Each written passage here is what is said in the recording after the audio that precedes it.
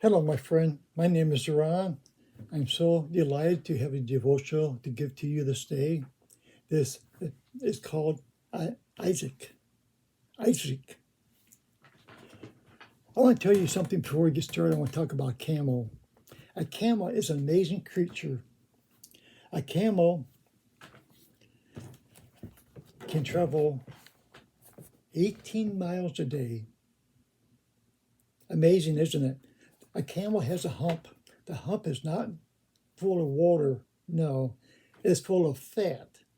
And this fat feeds off a camel, so a camel can go a couple of weeks without water.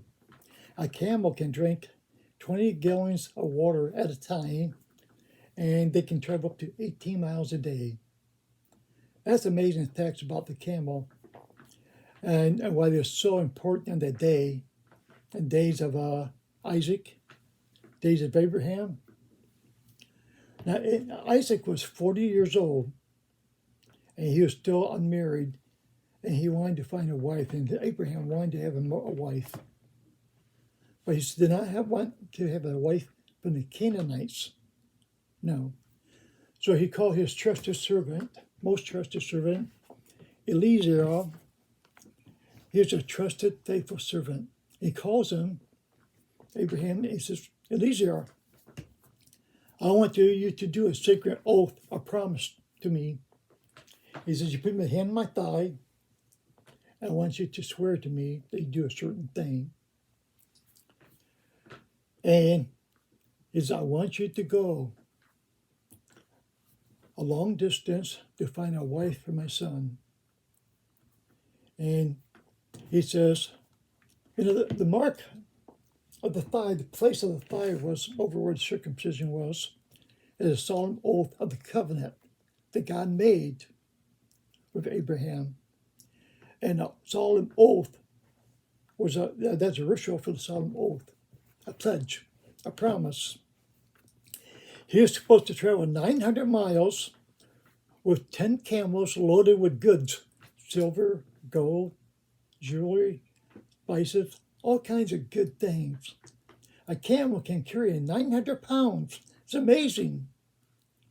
And being able to travel 18 miles a day. He says, I want you to go to the Sea of Nahor and find my brothers and find a wife for my son. So he made a solemn oath to do this. It's amazing that he had traveled to Ur of the Chaldeans, the city of Nahor, to seek out their brother for Isaac. Eliezer was a God-fearing man. He loved God and he served God. He was a faithful servant. So he traveled this distance. Now, it's a camel, and not easy to drive. For you have to have a caravan. A caravan, you have to have enough people with you to make sure so thieves would not want to rob you. So you have 10 camels in a caravan. Every night you have to stop, have to unload their load, and let them rest overnight. Then you reload them the next morning. It's a hard job. But he was willing to do that. There's a solemn promise to Abraham. So Eliezer, he traveled this 900 miles, and he got to the Sea of Nahor, and he goes to the well, which is a common greeting place. All the women of the community would gather there early to draw water for the household. And he prays a prayer. He said, Lord, he says, I want you to bless me. He says, I'm going to ask the person I see for a drink of water, but I want you to have the woman who's willing to water my camel to be a sign. Because watering a camel is a hard job. One camel can drink 20 gallons. That's a lot of water. For 10 camels, that's what I'm asking, Lord. Before he could say amen, Rebecca came along. And she is so good looking. She is absolutely gorgeous, beautiful. So as she approaches the well and she gets here, Eliezer said, Ma'am, I'm thirsty. Can you give me some water? She says, yes, and not only that, allow me to water your camel.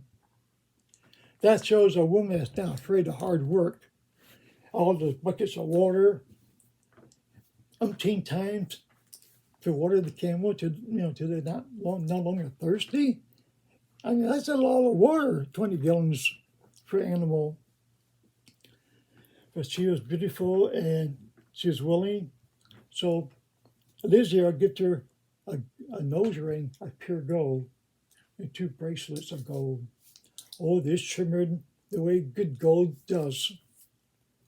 And he said to her, he says, I was sent from Abraham. He says, to find you out and find a wife. For my servant, which is very wealthy, is only an heir of great wealth.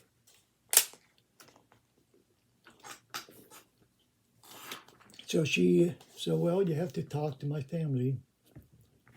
She says, my father's name is Bethuel.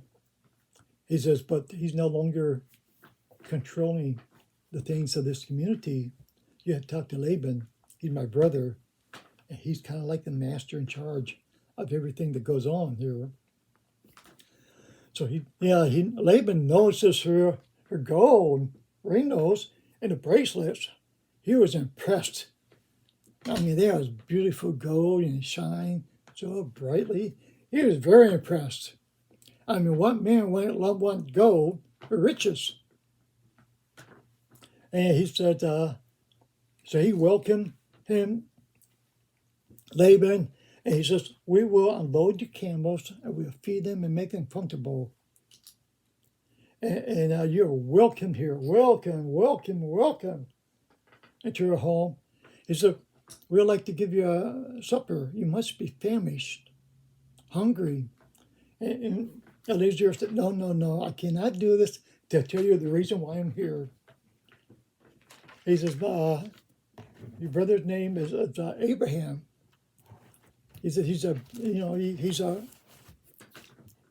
has a son, the only son, the heir of a great wealth. And he was looking for a great wife. He says, oh, that the well, I asked God for the first one that offered to drink my camels, to water my camels, would be the one that I should take back from my master Mary. And he said, wow, he's quite impressed. I mean, 8 camels, big loads of bundles. Oh, what precious gifts must be in there, huh? So he says, my master, very wealthy, desires a mate.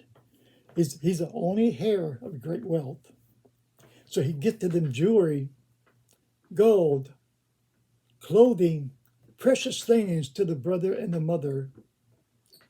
He says, the only thing, I need to take her back right away to meet my master, to marry the son. Is no, what we need 10 days. Is no, I cannot wait 10 days. No, we got to go right away. He said, we do not want to hinder me since the Lord has prospered my way. I think 10 days he wanted so he could maybe get more jewelry or things, maybe thinking he had more, but he didn't. He said, no, we must leave tomorrow. So the next day they left, they said the goodbyes, and she went with him. As it was almost home, they seen a man in the field, the caravan, and she says, who is that? He says, that's my master, the one you're going to marry. That's his heir. So she puts on a veil because of Rebecca. That's the custom at that time, to wear a veil until you're married. So he is so glad. He was in love with her. Love at first sight. He has special love for her. One that they have to wait for time to grow, but great love, God-given love. Just as Jesus has loved us in the church with great love.